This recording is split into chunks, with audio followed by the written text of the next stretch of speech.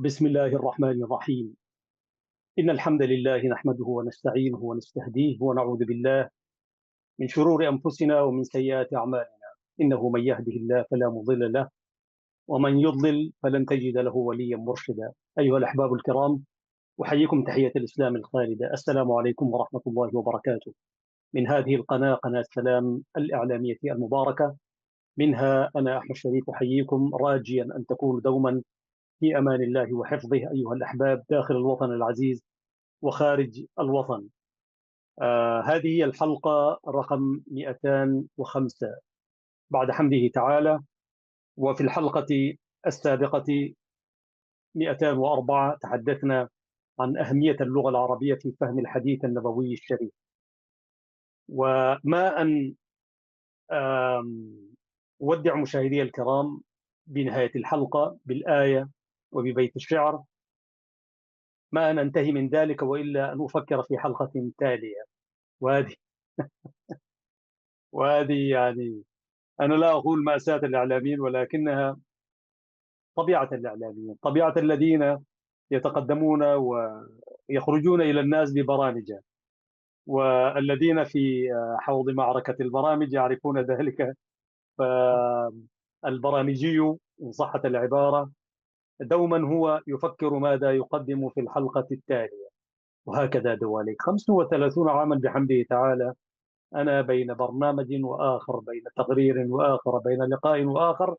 هذا حصادنا من هذه الدنيا.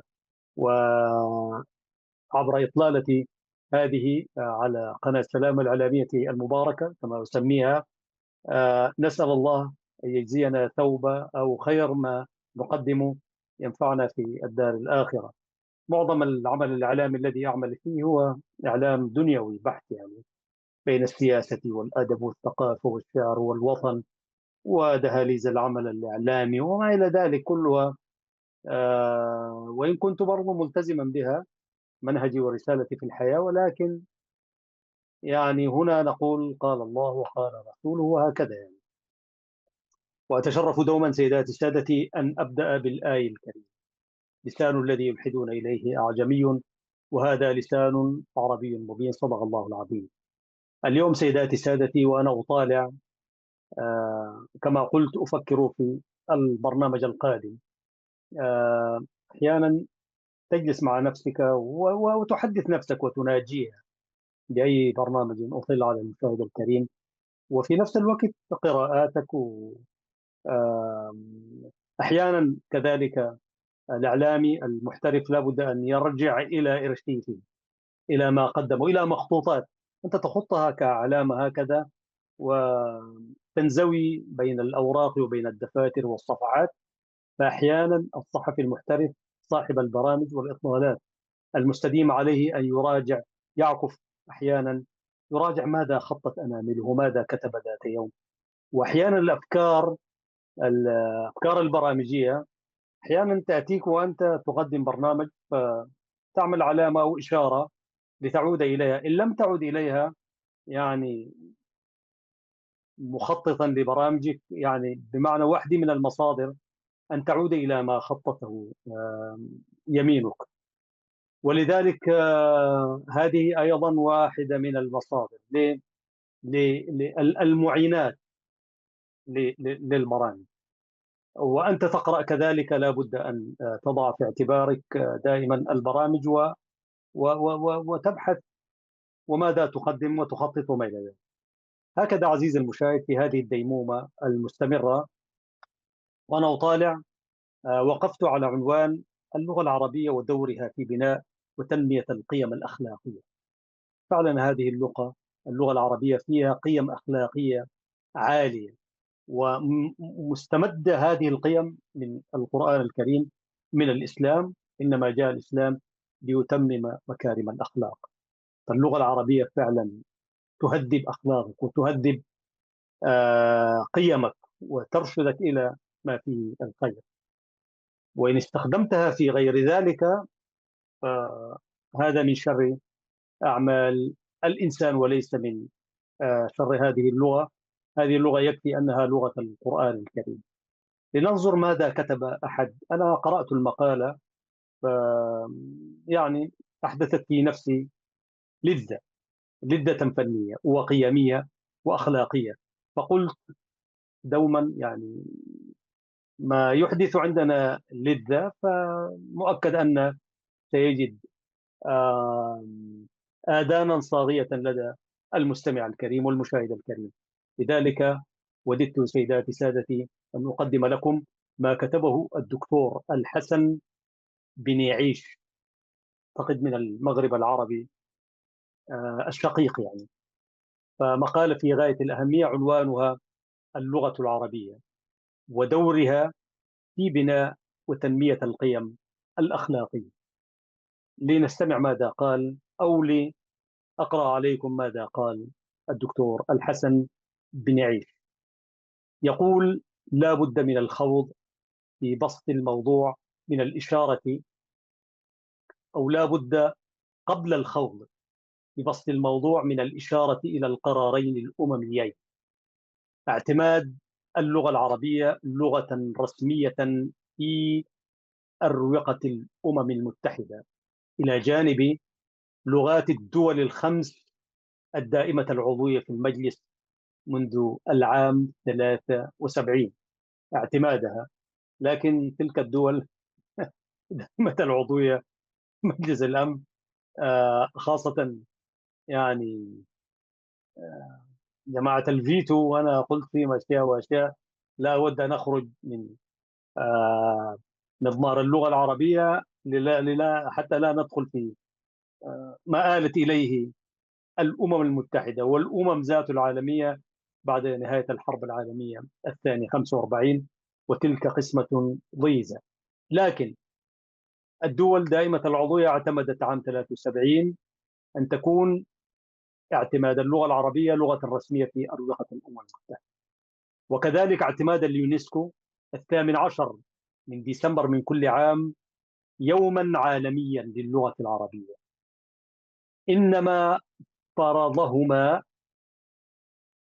ذاكين القرارين انتشار لغة الضاد في نحو 460 مليون نسمة في الوطن العربي، وقد يكون أكثر، وقرابة مليارين من المسلمين في مشارق الأرض ومغاربها، وقد يكون أكثر، الذين يتسلحون بها في فهم وقضاء أمور دينهم وكذا التواصل بها، ناهيك عن الأبعاد الاقتصادية والسياسية والجيوستراتيجية. ويواصل الدكتور الحسن فيقول: وإنه من نافلة القول التذكير بأهمية الأخلاق والقيم بالنسبة للأفراد والجماعات والأمم والشعوب والحضارات. ولا شك أن الحضارة العربية الإسلامية قامت على مرقى القيم ومحور الأخلاق، مصداقا لقول رسولنا الكريم عليه أفضل الصلاة وأزكى التسليم: إنما بعثت لأتمم مكارم الأخلاق. وفي شريعتنا الغراء نصوص شرعية كثيرة تدعو إلى الأخلاق الحسنة وأهمية التمسك بالفضيلة وحميد السلوك، لأنها تبعث على خلق مجتمع متحضر، كما تحمي من الزيغ والضلال والانحراف. والأصل في تمكين القيم الروحية النبيلة والفضائل العليا الفطرية السوية واتخاذ مبدأ الاستقامة منهجا في الحياة. للغة العربية أثر واضح في بناء الأخلاق وتهذيبها، فهي حاملة للفكر والثقافة والقيم، ومنه لا يستقيم حال مجتمع بدون أخلاق.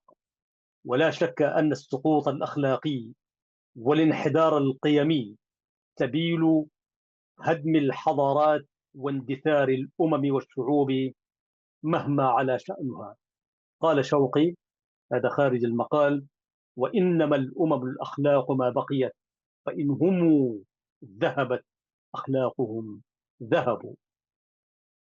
بالعودة إلى المقال عزيزي المشاهد، ومما يعين على ديمومة الأخلاق والقيم النبيلة وجود لغة حية بين أهلها تقوم مفرداتها على عبارات رقيقة مهذبة. فاللغة ليست قوالب صماء ولا تراكيب جامدة، فهي وعاء للفكر ومستنبت التعبير. أليس باللغة نمدح ونطرب، نهجو ونندب، نستغيث ونستفهم، نستعرض ونقسم، نؤكد وننفي، نحذر ونغري، نستدرك ونضرب، ونفضل ونأمر وننهى، ونأتي بكل ما يجيش في النفس وما يختلج في الصدر من مشاعر وأحاسيس. إن اللغة حقا معجزة وآية من الخالق الرباني وسر عجيب من أسرار الوجود. يذهب ابن خلدون في الفصل 29 من مقدمته المعنون بوجه الصواب في تعليم العلوم وطريق إفادته إلى أن تعلم العلوم التي هي آلة لغيرها مثل العربية في ذاتها، واعتبار ذلك غاية، يجعل التعلم صعبا. فإذا قطع المتعلمون العمر في تحصيل الوسائل، فمتى يظفرون بالمقاصد؟ مما ينبغي معه التفقه في تراكيب كلام العرب، والبحث في مناحي اللسان وملكته، حتى يجنوا درر العربية اليانعة وثمارها الدانية القطاف. وللباحث في معاجم وقواميس العربية قديما وحديثا أن يقف عند الجزر، العين والراء والباء وسائر مشتقاته، ليحصل بعض المعاني على نحو: عربت المرأة، أي تحجبت، أي تحببت إلى زوجها فهي عروب. عرب الرجل، صار فصيحا، وعرب الكلام أوضحه، وأعرب أبان وأفصح. والإعراب تعبير وإفصاح. وعرب منطقته، هذبه من اللحن. وعرب الرجل، أي عرب منطقة، هذبه من اللحن. وعرب الرجل فصح.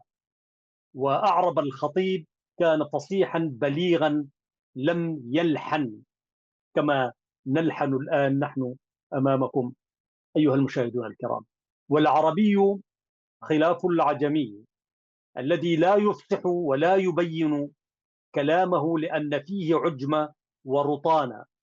وحتى في عالم الحيوان فإننا ندرك الفرس العربية من الهجينة بنوع الصهيل، صهيل الخيل. يقول الجاحظ في سياق تفرد العربية بالفصاحة التامة والبيان الدقيق، شارحا معنى البلاغة بحسب العتادي: فمن زعم أن البلاغة أن يكون السامع يفهم معنى القائل، جعل الفصاحة واللكنة والخطأ والصواب والإغلاق والإبانة والملحون والمعرب كله سواء، وكله أي كله بيانا. وكيف يكون ذلك كله بيانا ولولا طول مخالطة السامع للعجم وسماعه للفاسد من الكلام لما عرفه، ونحن لم نفهم عنه إلا للنقص الذي فينا. وأهل هذه اللغة وأرباب هذا البيان لا يستدلون على معاني هؤلاء بكلامهم، كما لا يعرفون رطانة الرومي والصقلبي. وإذا كان هذا الاسم إنما يستحقونه بأن نفهم عنهم كثيرا من حوائجهم، فنحن قد نفهم بحمحمة الفرس كثيرا من حاجاته، ونفهم بضغاء السنور كثيرا من إرادته، وكذلك الكلب والحمار والصبي الرضيع. وإنما عن العتابي: إفهامك العرب حاجتك على مجاري كلام العرب الفصحاء. صفحة 162، كتاب البيان والتبيين. أيها الأحباب الكرام، لا زلتم مع قناة سلام الإعلامية المباركة في حلقة من برنامج مع اللغة العربية. وحلقة اليوم نتحدث فيها عن أهمية أو اللغة العربية ودورها في بناء وتنمية القيم الأخلاقية، نقلا مما كتبه الدكتور الحسن بن عيش. نواصل الحديث أيها الأحباب. يقول الكاتب: يعلم من هذا النذر القليل من النماذج حول أصول العربية من الناحية المعجمية والدلالية توافر كثير من القيم النبيلة، مثل المحبة والفصاحة وتهذيب المنطق وإقامة اللسان. وصدق الخليفة عمر بن الخطاب رضي الله عنه إذ يقول: تعلموا العربية فإنها تثبت العقل وتزيد في المروءة، ذلك في بيان فضلها وفي ذم اللحن والغلط، وكذا اكتساب ناصية الشهامة والمروءة. الإملا والعربية من الدين، ذلك الدين القيم الذي يهدي للتي هي أحسن وأقوم. وترى الباري عز وجل كلما أقسم والقسم مزيل للشك دافع للإنكار بإنزال القرآن الكريم أو جعله عربية، يعقب بترجي التعقل والتفكر والتدبر. يقول الله تعالى في سورة يوسف: الآيتان الأولى والثانية، ألف لام را، تلك آيات الكتاب المبين، إنا أنزلناه قرآنا عربيا لعلكم تعقلون. صدق الله العظيم. ويقول في سورة الزخرف الآيات الثلاث الأولى: حاميم والكتاب المبين، إنا جعلناه قرآنا عربيا لعلكم تعقلون، أي نزل من اللوح المحفوظ وجعل بالعربية باعتبارها أفصح اللغات وأوضحها وأبينها، وهي فوق ذاك ميسرة قريبة من الأذهان. ثم انظر عزيزي المشاهد إلى قوله تعالى في سورة الزمر الآية 28: يقول الحق قرآنا عربيا غير ذي عوج لعلهم يتقون، أي بعد الإقرار بعربية القرآن الصافية النقية الداعية إلى التفهم والتدبر، أتى الوصف تأكيدا غير ذي عوج، ليكون قفل الآية الكريمة لعلهم يتقون، أي يتبعون أوامر الله تعالى ويتجنبون نواهيه، فهي واضحة ساطعة لا غبار عليها.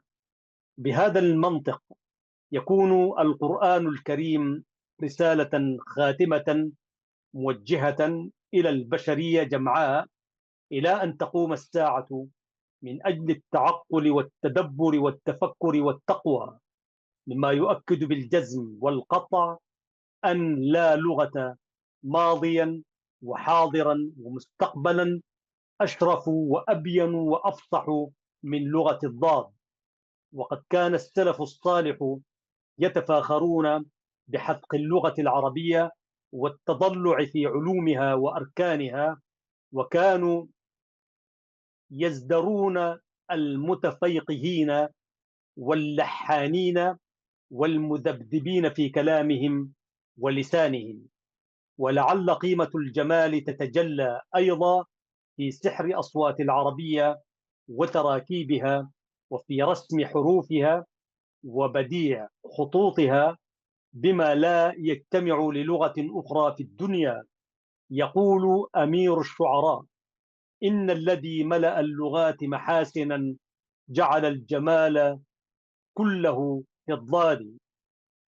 يقول الكاتب الدكتور حسن خاتمة: سعت هذه الورقة المتواضعة إلى تبيان دعوة اللغة العربية إلى القيم النبيلة والأخلاق الحميدة المتأصلة فيها، دون تناول النصوص الشعرية والشرعية من قرآن كريم وحديث نبوي شريف وأجناس أدبية مثل الأشعار والخطب والوصايا والمواعظ والمقالات والأمثال والحكم والنوادر والمناظرات وغيرها المدونة باللغة العربية، والتي تعج بزخم كبير من الدعوة الصريحة والضمنية إلى تمثل مكارم الأخلاق وجميل الفعال، خاصة النصوص المقدسة التي أنبتت على وبنيت على قاعدة فيه الكثير من تبجيل الإنسان وإحاطته بالسمو والرفعة، وانطلاقا من دائرة درء المفاسد وجلب المصالح، وكذلك توسيع نطاق الخير وتضييق حقل الشر وقبر أسبابه وسبله، ولا غرو في ذلك. فالحضارة العربية الإسلامية حضارة أخلاق وقيم بامتياز. يقول في آخر مخطوطه: دام لكم عشق صاحبة الجلالة. يقول الشاعر المغربي الشاعر عبد الرحمن حجي: يا بني المصحف الكريم خذوها باعتزاز وقوة ودؤوب، فلنا فيها عزة وفخار وحصون من كل هوج معيب. شكرا دكتور الحسن بن عيش في مقالتك التي جاءت تحت عنوان اللغة العربية ودورها في بناء وتنمية القيم الأخلاقية. لأهميتها استعرضناها لكم أيها الأحباب الكرام من قناة سلام الإعلامية المباركة. نتوقف قليلا في فاصل قصير، فأعود فأختم هذا الحديث بقراءة من واحدة من القصائد الشعرية العربية الرصينة، وهي لامية العرب. وكان العرب في سابق عهدهم حتى في جاهليتهم الأولى كانوا يعلمون أبناءهم لامية العرب ويحفظونهم إياها، لأنها تدل على كثير من مكارم الأخلاق. والشنفر شاعر جاهلي مفلق، وقد أعجب المصطفى صلى الله عليه وسلم بكثير من أبيات الشنفرة، وأنا أقرأ من تلك الأبيات سأشير إلى ما أشار إليه كثير من العلماء، خاصة أستاذنا فراج طيب السراج كان يشير إلى ذلك في صالون الأصالة بمدرمان أبروف تحديدا في السودان الحبيب الوطن العزيز. فاصل قصير أيها الأحباب، ونستمع أو أقرأ عليكم أبياتا من لامية العرب للشنفر الشاعر الجاهلي. هذه قناة سلام الإعلامية المباركة. أيها الأحباب الكرام، عدنا إليكم بحمده تعالى. سوف لا ندخل في مناسبة القصيدة لأن يمكن أن تخرجنا من القراءة قليلا، ولكن بشكل عام أن الشنفر الشاعر الجاهلي يعني ذات يوم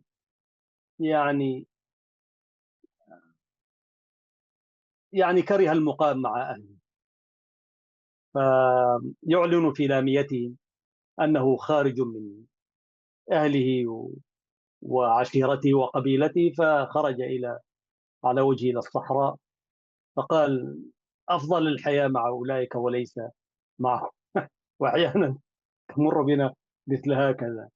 وأنا أستدل كثيرا بهذا البيت: أقيموا بني أمي خذوا رمطيكم فإني لا قوم سواكم لأميل. عندما يشتد بي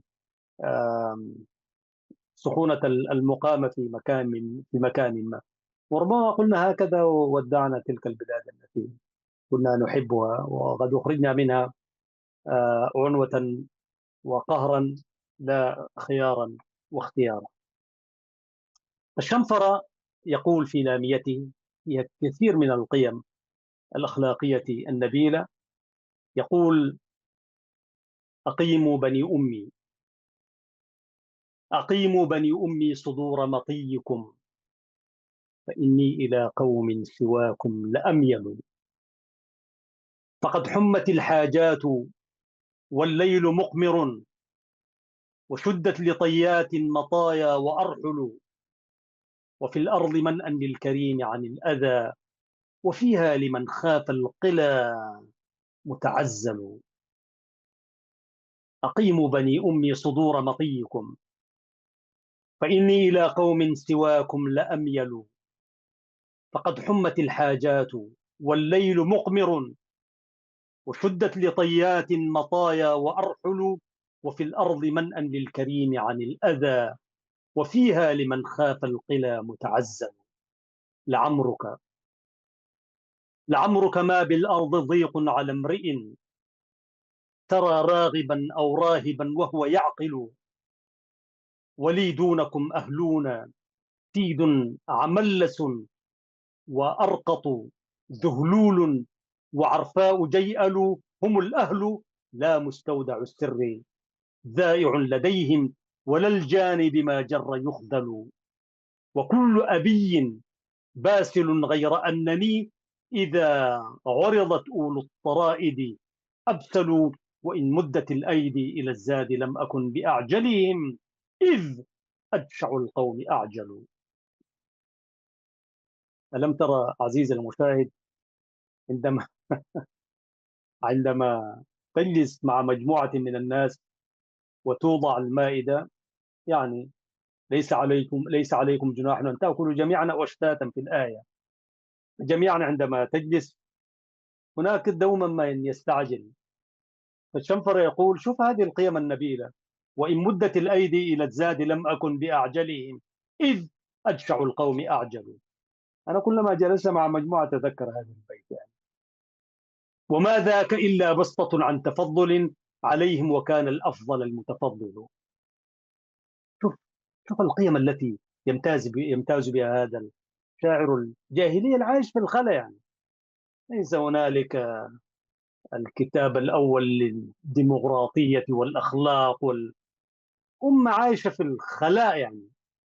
يقول: وإن مدت الأيدي إلى الزاد لم أكن بأعجلهم، إذ أجشع القوم أعجلوا. وما ذاك إلا بسطة عن تفضل عليهم، وكان الأفضل المتفضل. وإني كفاني فقد من ليس جازيا بحسنى، ولا في قربه متعلل. ثلاثة أصحابي فؤاد مشيع، وأبيض إصليت، وصفراء عيطل. هتوف من الملس المتون يزينها رصائع قد نيطت إليها. ومحمل إذا زل عنها السهم حنت كأنها مرزأة ثكلى ترن وتعول. ولست بمهياف يعشي سوامه مجدعة ثقبانها وهي بهل. ولا جب إن أكهى مرب بعرسه يطالعها في شأنه كيف يفعل. في كل صغيرة وكبيرة لا قال. ولست بمهياف يعشي توامه مجدعة ثقبانها وهي بهل. ولا جب إن أكهى مرب بعرسه. ولا جب إن أكهى مرب بعرسه يطالعها في شأنه كيف يفعل. ولا خرق هيق كأن فؤاده يظل به المكاء يعلو ويسفل. ولا خالف دارية متغزل يروح ويغدو داهنا يتكحل. يا رجل بتاع كريمات وميك اب والحاجات دي.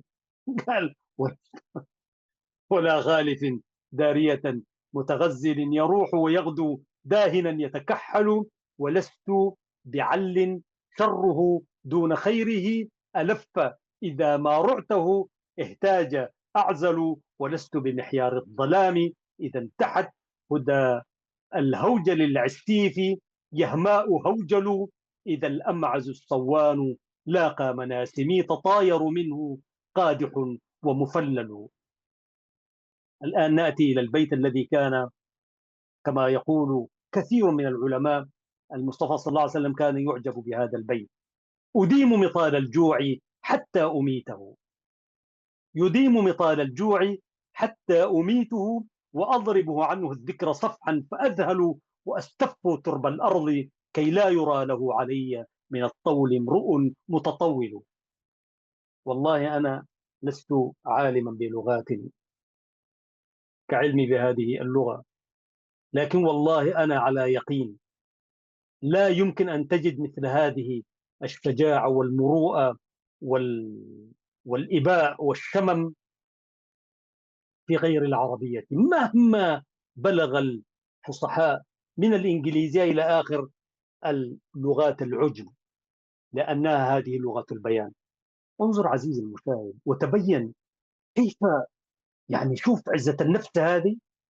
أنا قرأت بعض الأشياء سواء كان بلغات أخرى، حتى باللغة إلى حد ما باللغة الإنجليزية، لكن لم أقف على هذا المعنى القويم. يقول: أديم مطال الجوع حتى أميته. الجوع يديمه ويتحمل الجوع حتى يموت ذلك الجوع، وأضرب عنه الذكر صفحا فأذهل إلى أن ينسى الجوع وهو جائع. والجوع الجوع سلطان. أليس من الجوع، أليس بالجوع من يرتكبون الجرائم؟ أليس بسبب الجوع يقعون في الحرام؟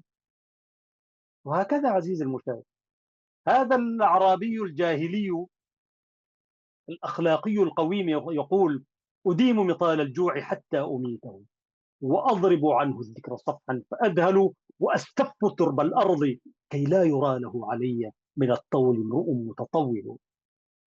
تخيل، يستف ترب الأرض. لماذا؟ حتى لا يرى له علي من الطول امرؤ متطول، حتى لا يمتنون عليه، يقولون أنت ناس عملنا ليك كذا وهكذا بالدارجة. يعني أنسيت أننا قد أكرمناك وأخذنا بيدك ذات يوم، إلى آخر ما يقوله كثير من الناس في هذه الدنيا. يقول: أديم مطال الجوع حتى أميته، وأضرب عنه الذكر صفحا فأذهل، وأستف ترب الأرض كي لا يرى له علي من الطول امرؤ متطول. يتطاولون ويمتنون، ويقول: ولولا اجتناب الذام لم يلف مشرب يعاش به إلا لدي ومأكل. لولا أنني أتجنب الذم والأشياء غير الأخلاقية، قال والله لا يوجد مأكل ومشرب في الدنيا دي كلها إلا عندي هنا، لأنه فارس يعني. لكنه يجتاب، يتجنب الذم شيء المكروه يعني، حتى لا يذم فيه. قال: ولولا اجتناب الذام لم يلف مشرب يعاش به إلا لدي ومأكل. ويشرح: ولكن نفسا مرة لا تقيم بي على الضيم إلا ريثما أتحول. انظر إلى هذه الأخلاق. أحيانا خلاص يصل به: ولكن نفسا مرة لا تقيم بي على الضيم. أحيانا يعني يقوم لا يمارس الظلم، ولكن ريثما يتحول قليلا ليعمل هكذا. ربما عند آخرون يرون أن ما قام به ظلم هكذا، لكنه يقول لا يتمادى في ظلمه وغيه إلا ريثما أتحول. سريعا ما يعود إلى أخلاقه وجماله، قيمه النبيلة. وأطوي على الخمس الحوايا كمن طوت خيوطة ماري تغار وتفتل، وأغدو على القوت الزهيد كما غدا أزل تهاداه تنائف أطحل. غدا طاويا يعارض الريح هافيا يخوت بأذناب الشعاب ويعسل. فلما لواه فلما لواه القوت من حيث أمه دعا فأجابته نظائر نحل مهلهلة في الوجوه كأنها قداح بكفي ياسر تتقلقل، أو الخرشب المبعوث حثحث دبره محابيض أرداهن سام معسل مهرتة فوه كأن شدوقها شقوق العصي كالحات وبستل، فضج وضجت بالبراح كأنما وإياه نوح فوق علياء ثكل، وأغضى وأغضت واتست به مراميل غزاها وعزته مرمل، شكى وشكت ثم ارعوى بعد وارعوت، وللصبر إن لم يفعل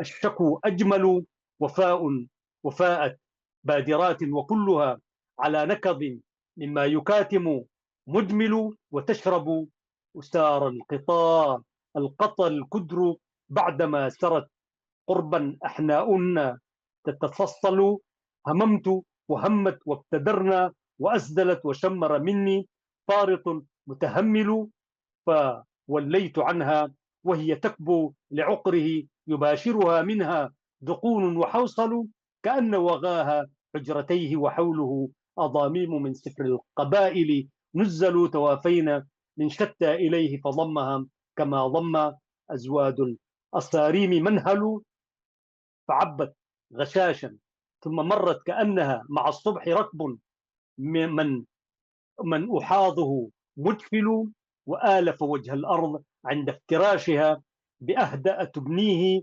سناسن قحل، وأعدل منحوظا كأن فحوصه عكاب دحاها لاعب فهي مثل، فإن تبتئس بالشنفر أو أم قسطل لما اقتطبت بالشنفر قبل أطول طريد جنايات تسايرن لحمه عقيرته في أيها حم أول تنام إذا ما نام يقضى عيونها حثاثا إلى مكروهه تتغلغل، وألف هموم ما تزال تعوده عيادا كحم الربع أو هي أثقل، إذا وردت أصدرتها ثم إنها تثوب فتأتي من تحيت ومن علو، من تحت ومن علو. هذه الصورة الجمالية بين الحيوانات، وهو حاول يصطاد شيء ثم تعود إليها، والحوار الذي تم، والله العظيم أكاد أجزم أنه أحدث كاميرا ديجيتال رقمية في التصوير لا يمكن أن تصور هذه المشاهد. انظر هذه اللغة الجميلة كيف صورت لنا هذا المشهد، أنه خرج من أهله وعاش مع تلك الحيوانات. طبعا فيها كثير من الأسماء والعبارات والأخيرة والمعاني التي لا نعيشها، ولكنها تنقلك إلى عالم حتى لو لم تفهم المضامين كما وردت أو كما كان يفهمها الأعرابي الشنفرة وغيره وغيره، ثم ما بعدهم وما إلى ذلك. لكن مؤكد أنك عزيزي المشاهد تعيش في هذه القيم والمعاني الجميلة. ربما إذا يعني وفقنا الله نأتي ذات يوم نمسك بيت بيت في هذه اللامية، لامية العرب. ولامية العرب كما قلت، الأعراب في الزمن القديم كانوا يحفظون هذه القصيدة أبنائهم ليتحلوا بالأخلاق والقيم النبيلة والقيم الكريمة. وأنا أستعد فقلت ماذا يدعم رأينا، نمشي لجاهليتنا الأولى لأنه فيها قيم وأخلاق عظيمة. فتذكرت الشنفرة، كتبت على المكتبة الإلكترونية الجميلة هذه، فاخترت هذه الأبيات. عزيزي المشاهد، من نافلة القول أقول يعني أنا نهجت هذا المنهج حتى داخل بيتي. صحيح أنا لا أحفظ هذه القصيدة كلها، لكن أتذكر منها أبيات كثيرة يعني، خاصة تلك الأبيات التي تدل على القيم. بنتي عبير حفظها الله ورعاها، أمها وأهاليها جميعا، هي مواليد مدينة أسمرة في قلب كومبشتات. والله حتى أعرب لسانها أول شيء حفظتها بعد الشهادة والأشياء الدينية وهكذا، ولم تتعدى 7 8 أشهر، وهذا من باب فضل الله علينا أتحدث عنه. حفظتها الأبيات الأولى: أقيم بني أمي صدور مطيكم، فإني إلى قوم سواكم لأميل، فقد حمت الحاجات والليل مقمر، وشدت لطيات المطايا وأرحل. دخلت في دماغ تلك الكلمات وذلك البيان حتى يفتح بيانها في المستقبل بأي لغة كانت. أيها الناس، والله إن الذي تعلم العربية في طفولته يستطيع أن يتعلم لغة الطيور. دعك من هذه اللغات الموجودة اليوم. لهذه اللغة أسرار، وأسرارها لا يعلمها إلا من يتعلمها ويسير عليها. من أسرارها أنها تعطيك مفاتيح لكل اللغات في الدنيا دي كلها، كل اللغات. الحمد لله تلك الكلمات التي وسخناها في بنتنا، يعني أنا بشوف ثمار تلك الأشياء مع القرآن وأشياء أخرى، ثمارها في لغات العجم وغيرها في العلوم وهكذا. هذا فضل من الله ونعمة، وأما بنعمة ربك فحدث. فأنا أقول أيها الناس، لا تقول ربما لا يفهم هذا الكلام وبتاع. لقنوهم وهم أطفالا صغار، لتروا بعد إذن ثمار ما تغرسونه في عقولهم، حتى وهم لا يدركون، حتى وأنتم لا تدركون. هذه واحدة. وهنالك هذه اللغة تزخر بالكثير من القيم والأخلاق النبيلة. أيها السادة والسيدات، أولا دعوني باسمكم أشكر الدكتور الحسن الذي قرأنا مقالته: اللغة العربية ودورها في بناء وتنمية القيم الأخلاقية، وختمناها بأبيات من لامية العرب الشمفرة، إشارة إلى أن هذه اللغة دعك من بعد أن جاء الإسلام وهذب الأخلاق وتمم مكارم الأخلاق حتى في جاهلية اللغة العربية، حتى في الجاهلية الأولى. ونعيش طبعا جاهلية أخرى بعد أن ضل القوم الطريق يعني. حتى في تلك الجاهلية الأولى اللغة العربية تحمل قيم نبيلة وأخلاق سامية وعالية. أكتفي بهذا القدر أيها الأحباب الكرام. يقول المولى سبحانه وتعالى في كتابه العزيز المبين: لسان الذي يلحدون إليه أعجمي، وهذا لسان عربي مبين. صدق الله العظيم. ويقول الشاعر العربي: الحي حي من حياة لسانه، فإذا أبيد من اللسان أبيد. آمل أن ألتقيكم أيها الأحباب في الحلقة المقبلة من هذا البرنامج، سائلا الله أن يحفظنا وإياكم من كل سوء، وأن يمكننا وإياكم على أن نقول ما فيه الخير في دنيانا وآخرتنا إن شاء الله. شكرا لحسن استماعكم، وشكرا للذين يسهرون ويشرفون ليخرجوا لكم هذه الحلقة بالشكل الذي ترونه أمامكم. أسأل الله أن يثيبهم على ما يفعلون، ويثيبنا كذلك على الاجتهاد معكم حتى تستفيدوا من حلقات هذا البرنامج. قناة السلام الإعلامية المباركة تأتيكم باللغتين العربية والتجرينية، وإن شاء الله يوم كده نطل عليكم بين عربية وتجرينية. ولكن هذا برنامج مع اللغة العربية. برضو التجرينية هي بالتعمد اللغة العربية، تجريت والتجرينية والأمهرية والعبرية هي من قبيلة واحدة. وخاصة والعبد لله برضو لي شيء من الاهتمام باللغة التجرينية، وبرضو نكتب بها شيئا من الشعر. وتحياتي لشيوخنا الكرام ولأساتذتنا الكبار. ربما نأتي في يوم من الأيام يعني لنعمل مقاربات، ربما ما كتبته من الشعر باللغة التجرينية أقوم أشرحه ماذا أعني بذلك، ربما، أو من اللغة التجريت، برضو أكتب بلغة التجريت شعرا، ليس كما أكتبه باللغة العربية، ولكن مصدرنا هو اللغة العربية والقرآن الكريم يعني، والأحاديث النبوية الشريفة، لأن هذه اللغة نحن علاقتنا بتلك اللغات ما هي؟ مصدرنا هو اللغة العربية، فتحت لنا آفاقا وآفاق، الحمد لله.